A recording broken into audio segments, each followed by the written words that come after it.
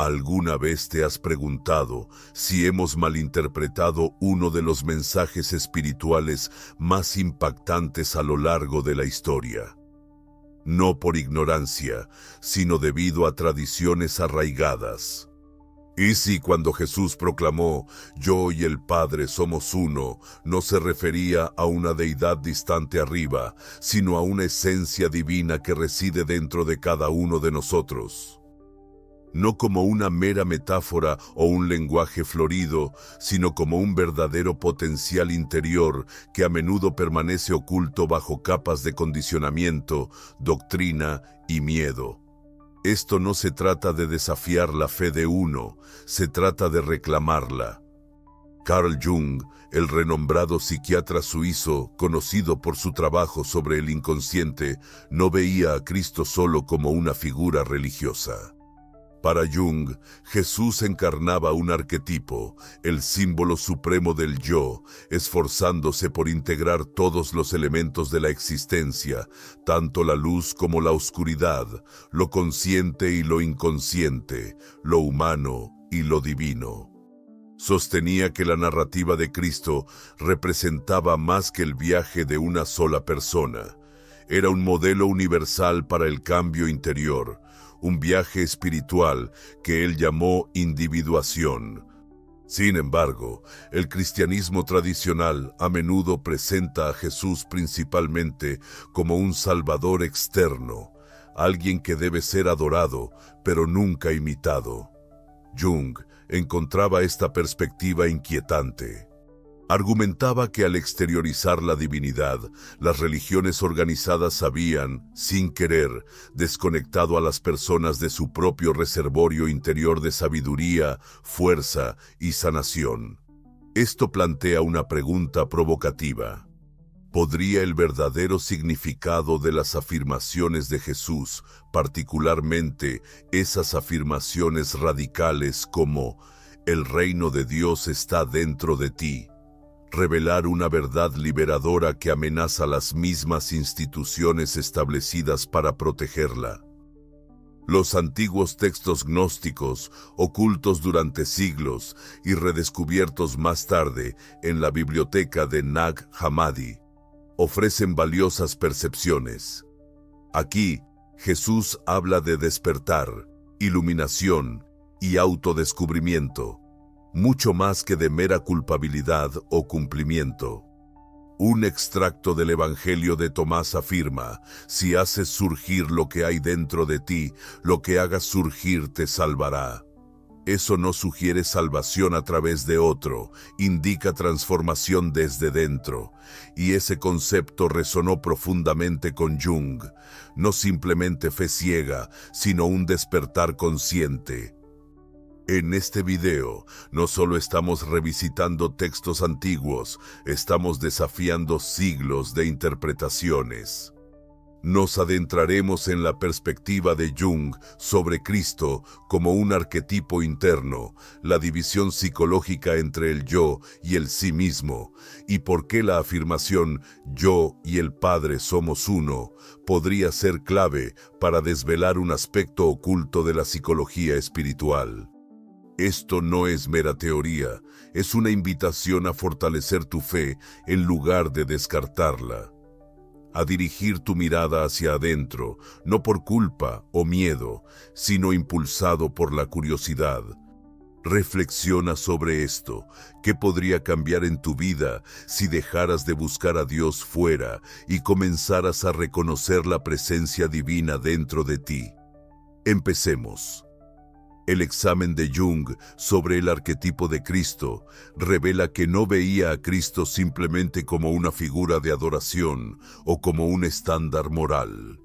Para Jung, Cristo representaba el símbolo vivo del sí mismo, la totalidad de la psique que reconcilia fuerzas opuestas.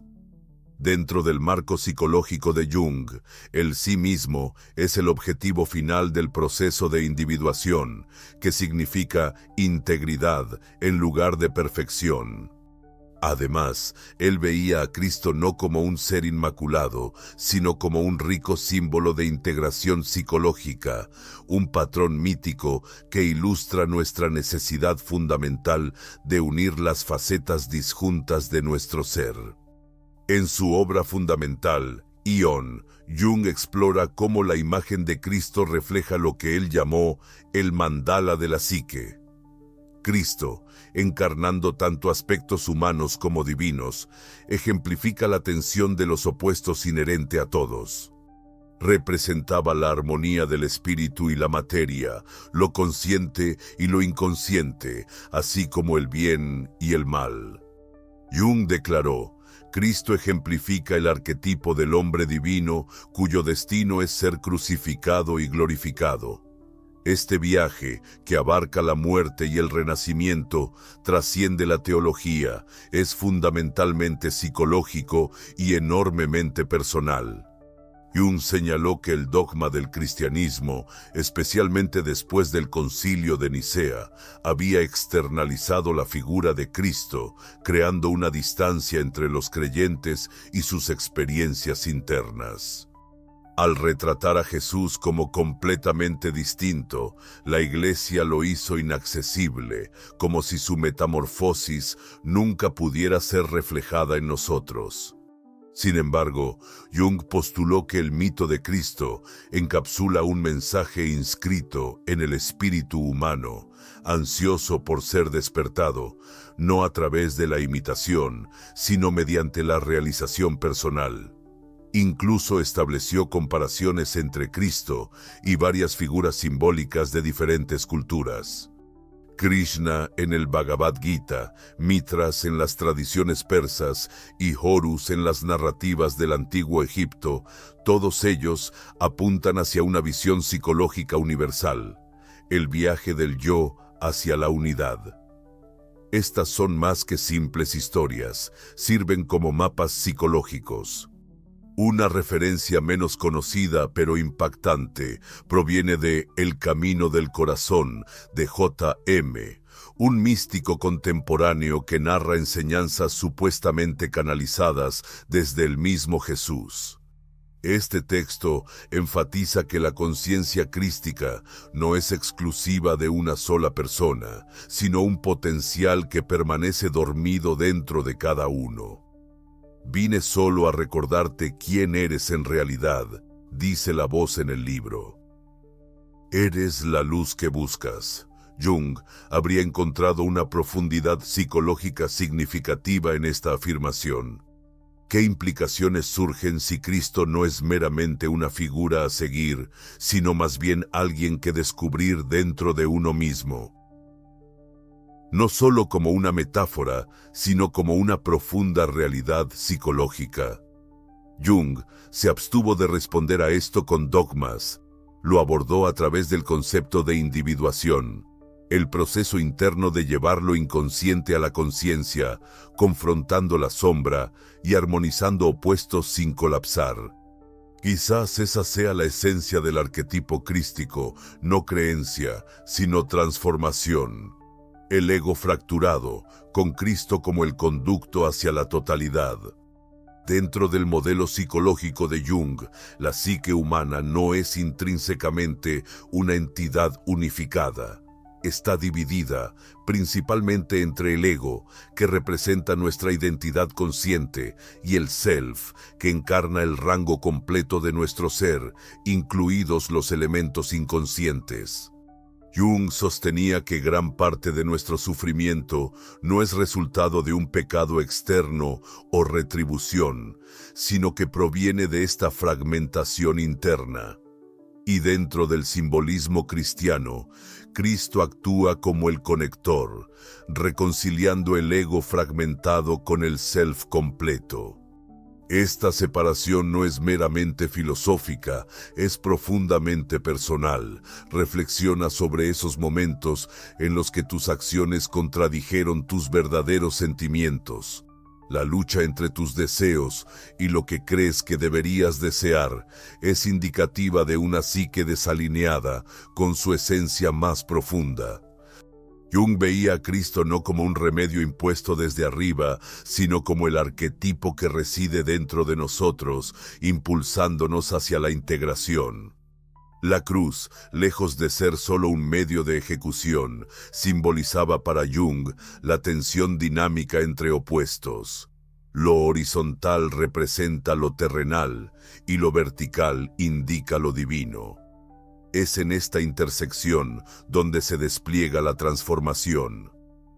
Cristo en la cruz encarna no solo el sufrimiento por las transgresiones de la humanidad, sino que también sirve como una representación psicológica del ego, siendo estirado, roto y en última instancia, renacido en armonía con el yo. El Evangelio de la Verdad de los textos de Nag Hammadi contiene un pasaje poético que dice: «El Padre abre su seno, y su seno es el Espíritu Santo. Él revela su yo oculto, y su yo es su Hijo». Este concepto trasciende la jerarquía, se trata de relaciones y estructura interna. Jung podría interpretar esto como el yo, despertando hacia la conciencia, desvelando el Cristo interior como una representación de la verdad interna. Psicológicamente, el arquetipo de Cristo actúa como un mediador, no entre la humanidad y un Dios lejano, sino entre el yo limitado y el yo holístico. Cuando Jesús declara: «Nadie viene al Padre si no es por mí», Jung podría entender esto como un llamado de que nadie alcanza la plenitud interior sin confrontar e integrar la imagen de Cristo, sirviendo como el puente entre el engaño y la verdad. Existe un paralelismo cautivador en El secreto de la flor de oro, una guía de meditación taoísta a la que Jung contribuyó con un comentario. Narra el proceso de dirigir la luz hacia el interior, circulando la energía para dar origen a lo que describe como el cuerpo espiritual inmortal. Esto también resalta el tema de la unificación interna en lugar de la devoción externa. Y si la cruz simboliza no solo la salvación, sino un viaje hacia la integración. Y si el propósito de Cristo no era meramente salvarnos de las consecuencias, sino guiarnos hacia la plenitud. Según Jung, esto representa la misión sagrada de cada individuo, no huir de este reino, sino despertar a él. Aquí entran en juego el gnosticismo y las lecturas esotéricas del concepto del Padre. Cuando Jesús menciona al Padre en los evangelios canónicos, se nos lleva a creer en un ser supremo que existe fuera de nosotros, distante, autoritario, masculino y separado. Sin embargo, los primeros místicos cristianos, especialmente los gnósticos, interpretaron esta frase de manera muy diferente.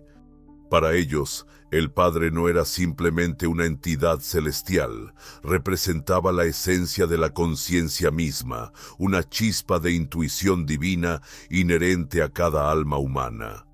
Carl Jung encontró los escritos gnósticos fascinantes porque resonaban con sus ideas psicológicas mucho antes de que él las formulara. Los gnósticos discutían diversas capas de la realidad, ilusiones que ocultan la verdadera comprensión y una sabiduría interior, o gnosis, que sola podía guiar a uno hacia la plenitud. En este marco, el Padre no es alguien a quien se dirigen las oraciones, sino un despertar hacia algo más allá, o más bien, un despertar a algo profundo dentro de uno mismo. En el Apócrifo de Juan, un texto esencial de la biblioteca de Nag Hammadi, el Padre no se presenta como un creador en un sentido convencional, sino como el espíritu invisible, la profundidad insondable de la cual surge toda la conciencia. Se afirma: Él es inefable porque nadie pudo comprenderlo, pues nadie existe antes que Él. Jung interpretó esto no como doctrina religiosa, sino como psicología.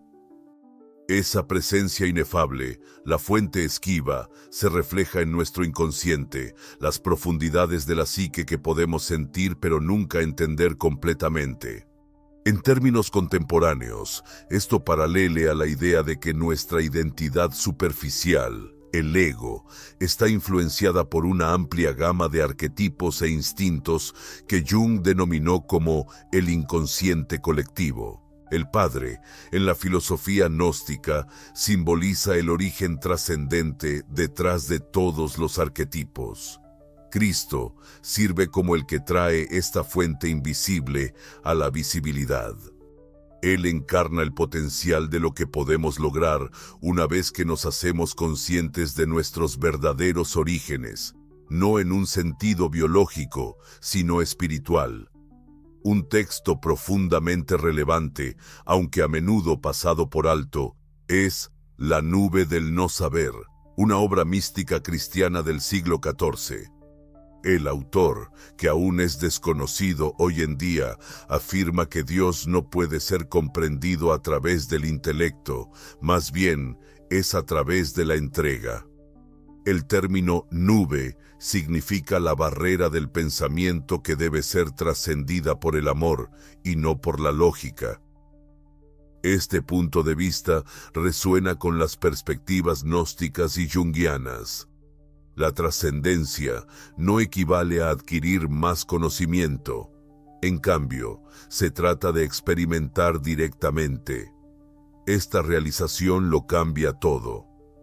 Si el Padre reside dentro de nosotros, conocerlo no se trata de recitar credos, sino de profundizar en los reinos ocultos del alma.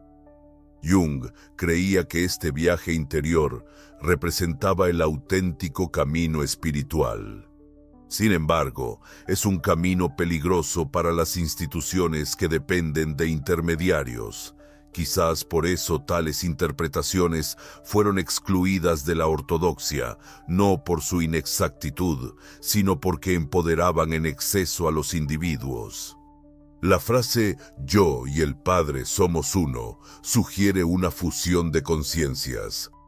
Esta declaración es una de las afirmaciones más radicales que se encuentran en las Escrituras. A menudo se entiende teológicamente, interpretándose como una reafirmación de la naturaleza divina de Jesús. Sin embargo, ¿y si va más allá de una mera afirmación teológica? ¿Y si es una articulación directa de la realización de la conciencia? Jung ciertamente pensaba de esta manera. Para aquellos sintonizados con el cristianismo esotérico y los intrincados procesos del alma, esta afirmación insinúa verdades más profundas. La convergencia de una autoconciencia limitada con una conciencia ilimitada. Jung consideraba a Cristo no solo como un evento divino singular, sino como un arquetipo recurrente presente en cada individuo. La afirmación «yo y el Padre somos uno» trasciende a Jesús. Se refiere al momento en que cualquier persona despierta a su identidad que existe más allá del ego. No es ni ilusión ni sacrilegio, es una profunda autoconciencia. Este fenómeno ocurre cuando el ego, el yo pequeño, comienza a disolverse y es reemplazado por el ser, denotado con una S mayúscula. No se trata de elevarse a la divinidad, más bien se trata de recordar que la esencia divina siempre ha existido dentro de ti. Esto resuena con el mantra upanishádico del Chandogya Upanishad, Tat Tvam Asi, que se traduce como «eso eres tú». Los antiguos sabios de la India no estaban proclamando la divinidad humana de manera egotista. Estaban resaltando el mismo profundo misterio que Jung examinó. La comprensión de que tu ser interior no es distinto del origen de toda existencia. Para Jung, estos conceptos no eran meras conjeturas teológicas, eran representaciones de procesos psicológicos que se desarrollan internamente. En sus obras autobiográficas, especialmente en el Libro Rojo, Jung comparte una serie de visiones y conversaciones con diversas figuras internas, cada una simbolizando diferentes aspectos de su psique. Estas exploraciones internas a menudo le llevaban a confrontar la paradoja del yo y Dios, culminando en la realización de que la presencia divina reside no afuera, sino dentro. Expresó esto utilizando el lenguaje de los sueños, los mitos y la sincronicidad. Es destacable que esto se asemeja a las experiencias místicas descritas en la Filocalía, una recopilación de enseñanzas del cristianismo ortodoxo que discute el proceso de volverse divino por gracia a través de la purificación interior y la oración sentida.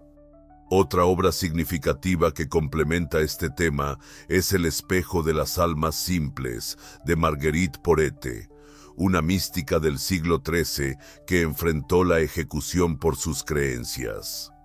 En su escritura, el alma habla de la unidad con Dios, alcanzada no a través de una adherencia estricta o rituales, sino mediante un amor tan completo que todas las separaciones desaparecen.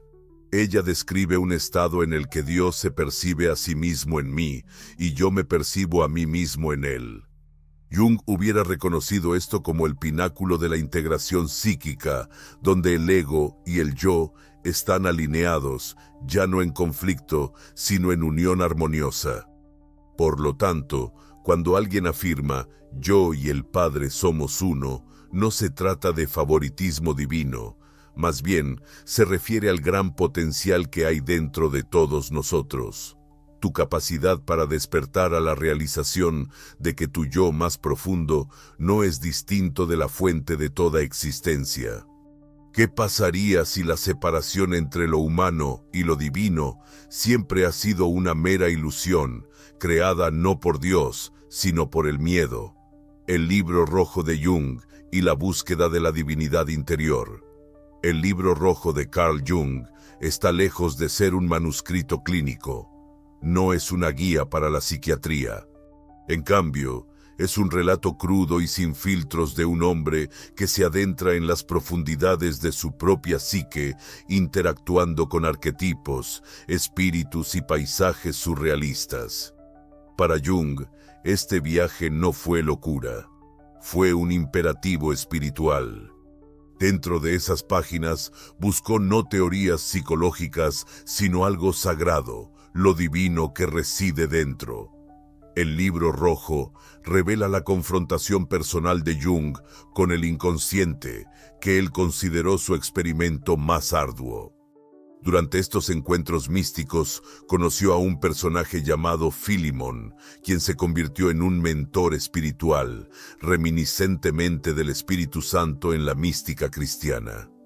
A través de Philemon, Jung experimentó visiones que borraron las líneas entre el yo y el alma, la lógica y la intuición. En el corazón de estas exploraciones internas estaba el sorprendente descubrimiento de que lo divino no estaba distante, estaba justo allí, comunicándose a través de símbolos y silencio desde dentro.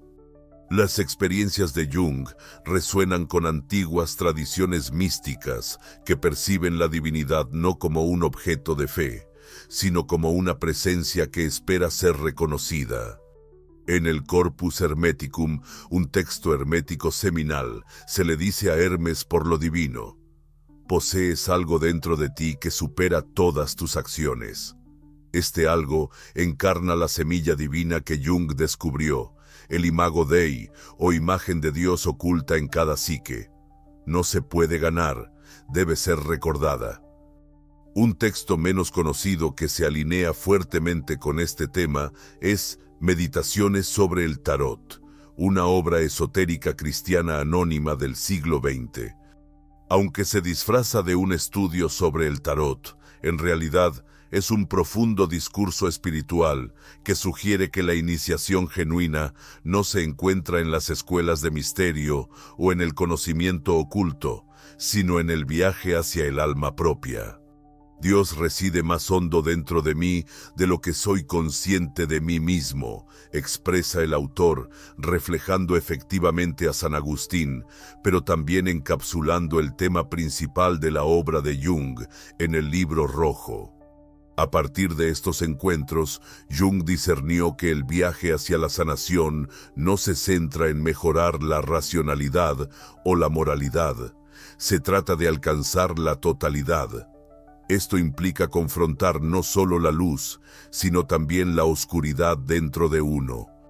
Lo divino no se alcanza ascendiendo al cielo, se descubre en el silencio de un descenso interior.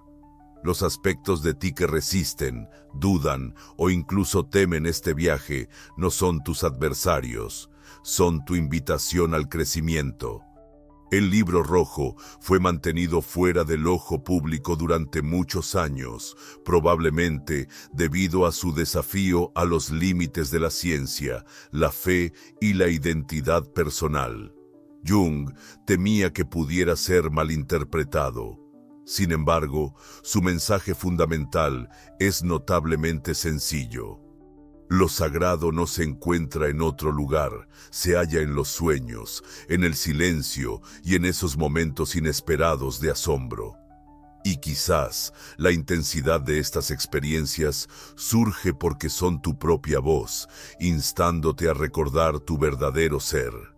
Entonces, ¿por qué la religión organizada se aleja de esta perspectiva? Cuando comienzas a ver a Jesús como un símbolo de transformación interior en lugar de como un objeto remoto de veneración, comienza a desplegarse un cambio sutil, pero significativo.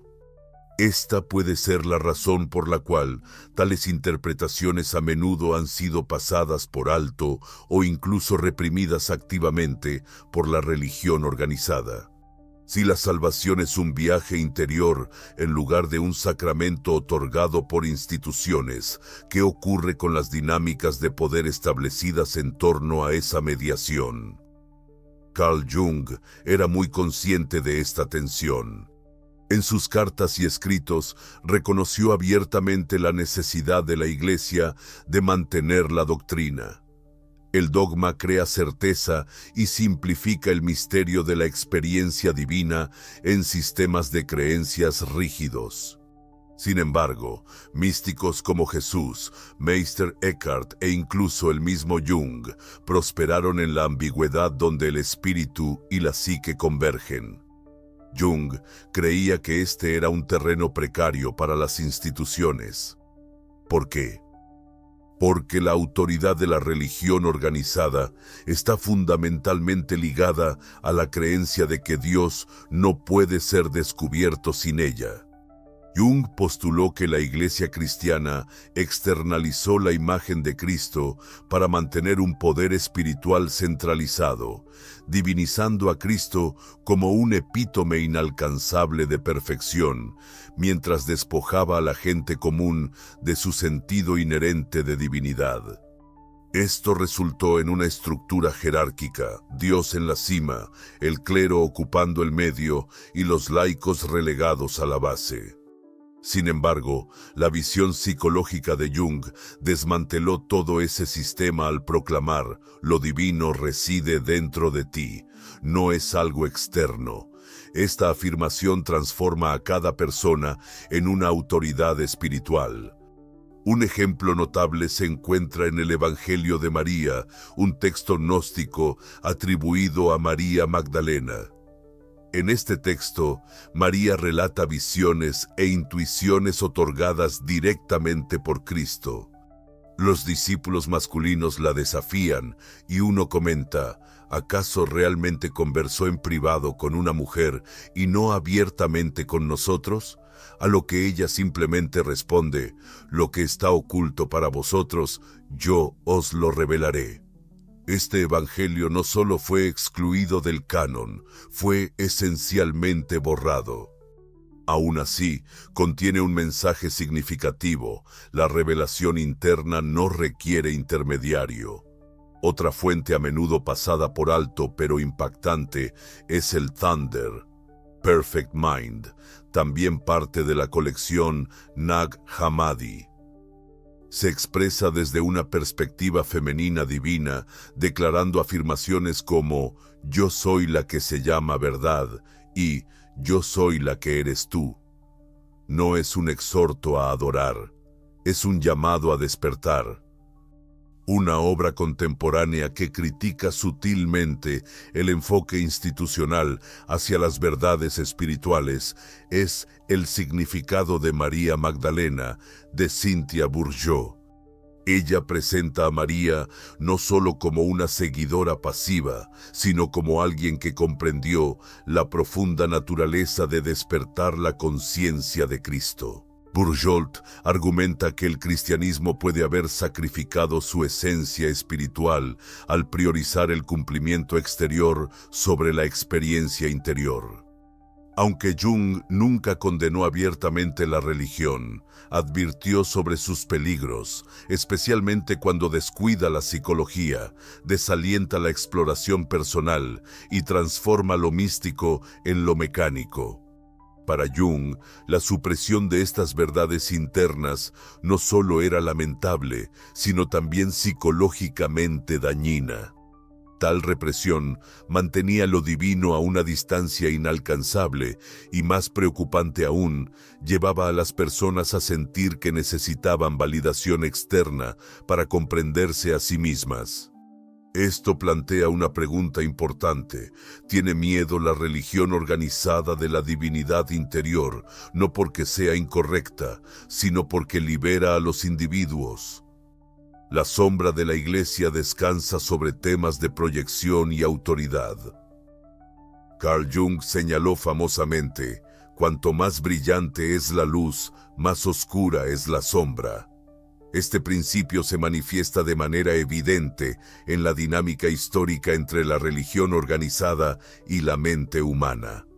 Jung estaba profundamente interesado en las consecuencias de transferir nuestra divinidad interior, totalidad e incluso autoridad moral a instituciones externas.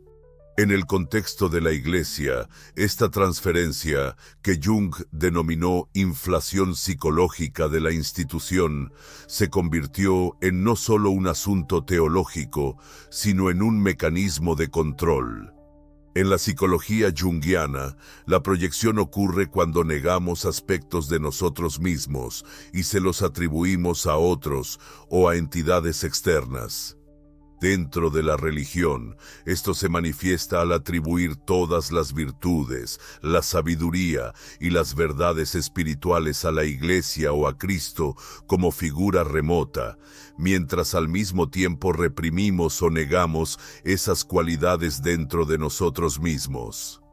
Este proceso contribuye inevitablemente a la formación de una sombra colectiva. La oscuridad que nos negamos a confrontar, ya sea duda, deseo o conflicto interno, se suprime, emergiendo eventualmente de maneras dañinas. La historia proporciona ilustraciones claras. La Inquisición, las guerras religiosas y la marginalización de místicos y herejes no son meras anomalías. Jung argumentaría que estos eventos son el resultado predecible de una psique colectiva que no puede enfrentar su propia sombra.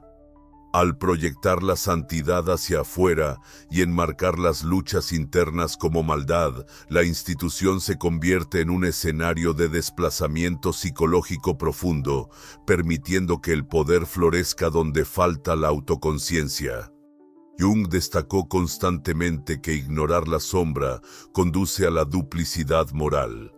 Cuando las iglesias abogan por el amor pero excluyen a otros, cuando proclaman la paz mientras se comportan con violencia, somos testigos de la sombra no integrada en acción.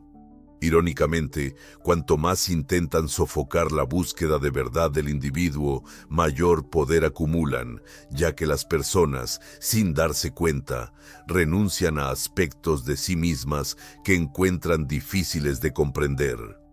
Un texto menos conocido pero profundamente significativo es El espejo de la justicia, escrito por Richard Rolla, un místico del siglo XIV de Inglaterra. Rolla enfatizó que el alma debe dirigir su mirada hacia adentro para el juicio, en lugar de depender de evaluaciones externas. Advirtió que las organizaciones podían oscurecer los auténticos trabajos del espíritu. Este concepto resuena con la afirmación de Jung de que la verdadera transformación comienza solo cuando dejamos de ceder la autoridad moral a fuerzas externas y empezamos a confrontar las fracturas internas de nuestra existencia. Se puede trazar un paralelismo convincente desde el Masnavi de Rumi, donde afirmó: «Naciste con alas, ¿por qué preferir arrastrarte por la vida?». Jung podría añadir: «Porque hemos sido condicionados a temer nuestras alas y la Iglesia nos ha proporcionado jaulas disfrazadas de santuarios». Cuando la autoridad espiritual es monopolizada, las personas comienzan a desconfiar de su intuición. Se vuelven espiritualmente dependientes, temerosos de la indagación y del conocimiento. La principal preocupación de Jung era que esta dependencia no solo disminuye al individuo, sino que también corrompe a la institución misma. ¿Qué sucedería si reclamáramos nuestras proyecciones? Si percibimos a Cristo no solo en el altar, sino dentro del espejo de la introspección. Jung sugirió que la sanación comienza en ese punto, no solo para el individuo, sino para el espíritu colectivo. Jesús, como un emblema de individuación en lugar de mera salvación. Si fuiste condicionado a ver a Jesús principalmente como un Salvador que te rescata del pecado, la siguiente noción podría parecerte desconocida, quizás incluso desconcertante. Sin embargo, desde el punto de vista psicológico de Jung, Jesús representaba más que un Salvador divino. Era un símbolo de individuación. En lugar de ser un medio para alcanzar el cielo a través de la fe, ejemplificaba el viaje hacia la totalidad mediante un profundo cambio interior. La individuación, desde una perspectiva junguiana, significa el viaje hacia la realización de tu yo completo. Trasciende la búsqueda de la excelencia moral o la erradicación de las imperfecciones. En cambio, se centra en armonizar cada faceta de tu psique, tus virtudes y defectos, tu luz y sombra, en una entidad unificada. Implica descubrir la verdadera esencia de quién eres, más allá de las personas sociales, etiquetas religiosas e influencias subconscientes. Jung consideraba a Jesús como la guía simbólica más vívida en este camino. En los relatos del Evangelio, Jesús oscila entre la soledad y la interacción social, entre la quietud del desierto y la acción de la enseñanza pública. Lucha contra la incertidumbre en Getsemaní, experimenta tristeza, expresa ira y extiende perdón. Estos comportamientos no revelan a una deidad distante, sino a una figura profundamente humana, enfrentándose a las complejas realidades de la vida. Jung subrayó este aspecto como vital. Cristo necesitaba ejemplificar la humanidad para servir como un arquetipo relevante, no sin defectos, sino como un ser integrado. El proceso de individuación implica inevitablemente sufrimiento, ya que nos obliga a confrontar los aspectos de nosotros mismos que tendemos a descuidar. Jung interpretó la crucifixión como una metáfora de esta lucha interna, donde el ego, nuestra identidad consciente, sufre una especie de crucifixión, permitiendo que el yo más profundo emerja. No se trata de infligir castigo, se trata de someterse a una transformación. En este contexto, la resurrección no significa una fuga de la muerte, más bien representa la aparición de un nuevo estado de conciencia. Una obra notable, aunque a menudo pasada por alto, que resuena con este tema es La Escalada Divina, de Juan Clímaco, un monje del siglo VII. Aunque escrita en un tono monástico, el texto describe una búsqueda interior caracterizada por la humildad, la transparencia y el despertar. Clímaco detalla cómo el alma asciende, no hacia un cielo tangible, sino hacia una autoconciencia elevada. Jung probablemente habría visto esto como una metáfora espiritual del proceso de individuación. Esta transición de buscar la salvación a perseguir la individuación no es solo una cuestión de palabras. La salvación frecuentemente implica una forma de rescate, algo que ocurre a ti. En contraste, la individuación necesita de una participación activa. No es algo que puedas simplemente esperar pasivamente. Debes involucrarte con tus heridas, tus sueños, tus inconsistencias. Necesitas prestar atención a los aspectos de ti mismo que has reprimido. Y esto no es para que puedas alcanzar la divinidad, sino para entender que la divinidad no es algo externo, es algo que se pasa por alto. Cuando Jesús instruyó, «Toma tu cruz y sígueme», puede que no haya estado llamando simplemente a una lealtad religiosa. En cambio, podría haber estado invitándonos a explorar nuestra propia psique, a asumir la realidad de la conciencia, a enfrentar la desmantelación de ilusiones y a despertar nuestros verdaderos seres. Desde esta perspectiva, Jesús se transforma de ser el objetivo supremo en un reflejo, no un extraño sino un modelo. Esto puede representar quizás el potencial más sagrado de todos, la intersección del cristianismo esotérico y la psicología contemporánea.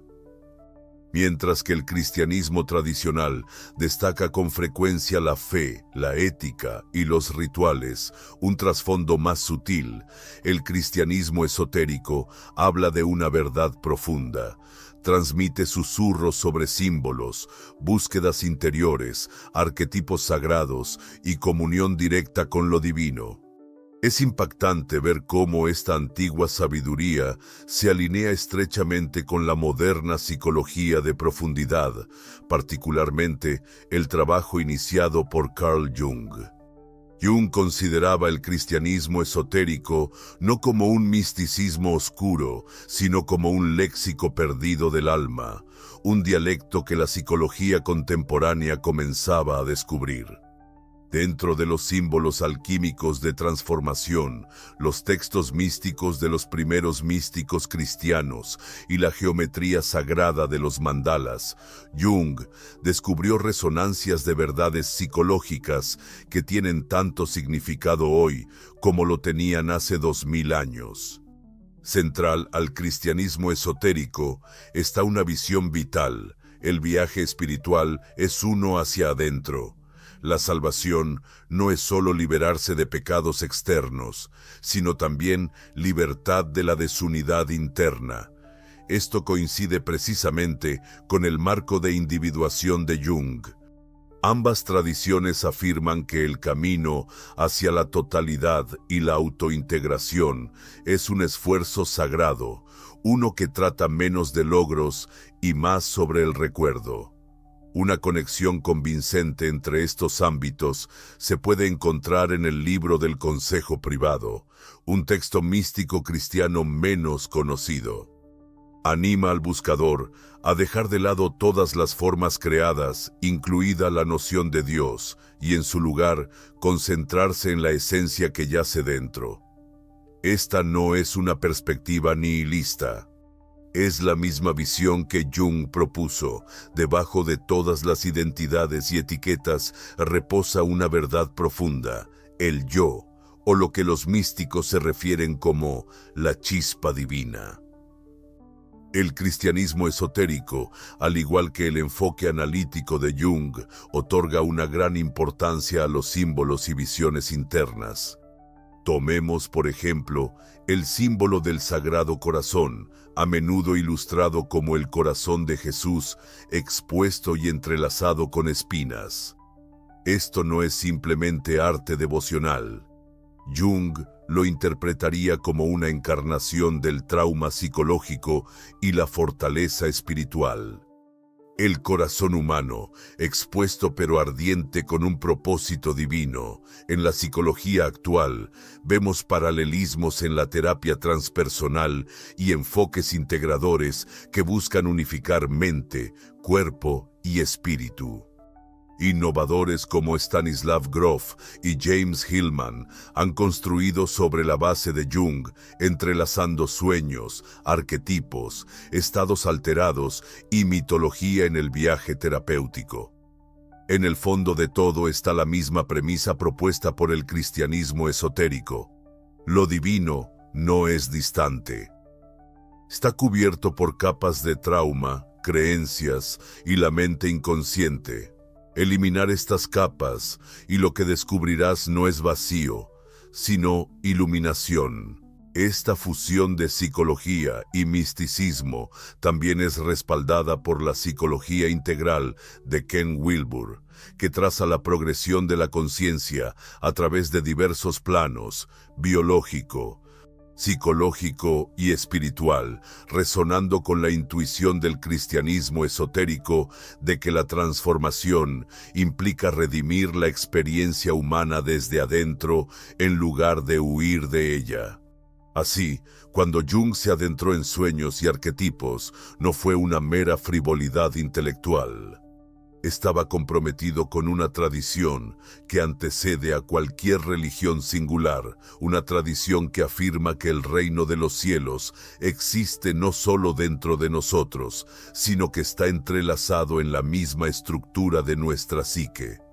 Comprender esto puede ser donde comienza la verdadera sanación, cuando uno reconoce que Dios es simplemente un reflejo del yo. Jung sugeriría que esto representa la imagen más clara del yo, radiante y completo, pero oculto bajo capas de miedo, vergüenza y proyección. Afirmar que Dios actúa como un espejo para el yo no disminuye lo divino, más bien realza la importancia del viaje hacia la conciencia. Si lo divino refleja tu máximo potencial, entonces tu sufrimiento, tu anhelo y tu búsqueda de entendimiento son todos esfuerzos sagrados. Esta es la razón por la cual Jung frecuentemente volvía al símbolo del mandala. Lo percibía como la arquitectura del alma, una representación estructurada de la completud interna. Lo descubrió en tankas tibetanos, en vitrales cristianos e incluso en dibujos espontáneos creados por sus pacientes. En cada caso, el centro, el yo divino, permanece inalterado. Por lo tanto, si tu percepción de Dios comienza a evolucionar, no se trata de un acto de blasfemia, es un signo de despertar. Cuando dejas de mirar hacia arriba con desesperación y en su lugar te vuelves hacia adentro con claridad, no estás abandonando tu fe, la estás encarnando. Porque cuando el yo se hace consciente, no meramente de manera intelectual, sino a través de la experiencia vivida, la distinción entre el buscador y la fuente comienza a disolverse. Quizás eso es lo que los místicos pretendían desde un principio, que Dios no es solo un punto final, sino el reflejo que surge cuando enfrentamos valientemente y con honestidad nuestro yo interior, sin titubear, abrazando lo divino que hay en nosotros. ¿Es esa la esencia de la verdadera redención? La redención es un término que resuena en cada catedral y capilla, pronunciado en oraciones, cantado en himnos, grabado en los cimientos mismos de la tradición religiosa. Pero, ¿y si hemos malinterpretado su verdadero significado? ¿Y si la redención no se trata de ser rescatados de un castigo lejano, sino de reconectarnos con una parte de nosotros mismos que hemos olvidado hace mucho tiempo? Carl Jung no veía la redención como un acto realizado por un Dios distante, rescatando a un pecador de la vergüenza. Para él, la redención ocurría cuando un individuo fracturado regresaba a la totalidad. Se produce cuando el ego finalmente reconoce al yo, no en derrota, sino en reconocimiento. En este momento crucial, lo divino no se confiere desde arriba, se despierta desde adentro. Jung sugeriría que esto representa la imagen más auténtica del yo, luminosa, completa, pero oscurecida bajo capas de miedo, vergüenza y proyección. Afirmar que Dios refleja al yo no disminuye lo divino, más bien realza el camino hacia la conciencia. Si lo divino refleja tu mayor potencial, entonces tu sufrimiento, tu anhelo y tu búsqueda de comprensión se convierten en esfuerzos sagrados. Por eso Jung revisita con frecuencia el símbolo del mandala. Dentro de él percibe la estructura del alma, el reflejo organizado de la plenitud interior. Lo descubrió en tankas tibetanos, en vitrales cristianos e incluso en dibujos espontáneos creados por sus pacientes. En cada caso, el centro, el yo divino, permanece constante. Por lo tanto, si tu percepción de Dios comienza a evolucionar, no debe considerarse una blasfemia, representa un despertar. Cuando dejas de mirar hacia arriba con desesperación y en su lugar miras hacia adentro con claridad, no estás renunciando a la fe, la estás encarnando. Porque una vez que el yo se reconoce, no solo a nivel intelectual, sino también a través de la experiencia vivida, la distinción entre el buscador y la fuente empieza a desdibujarse. Quizás esa fue la esencia de lo que los místicos pretendían desde el principio, que Dios no es un destino final, sino el reflejo que surge cuando enfrentas con valentía y honestidad tu yo interior, aceptando lo divino que hay en ti. Es esa la esencia de la verdadera redención. Redención, un término que resuena en cada iglesia y capilla, susurrado en oraciones, cantado en himnos, grabado en los mismos cimientos de la tradición religiosa. Pero, ¿y si hemos interpretado mal su verdadero significado?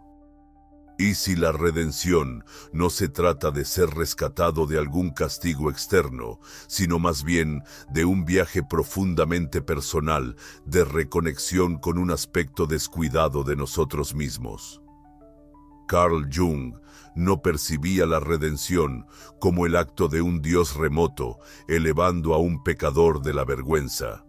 En su lugar, creía que la redención ocurre cuando un individuo fragmentado se convierte en uno completo nuevamente.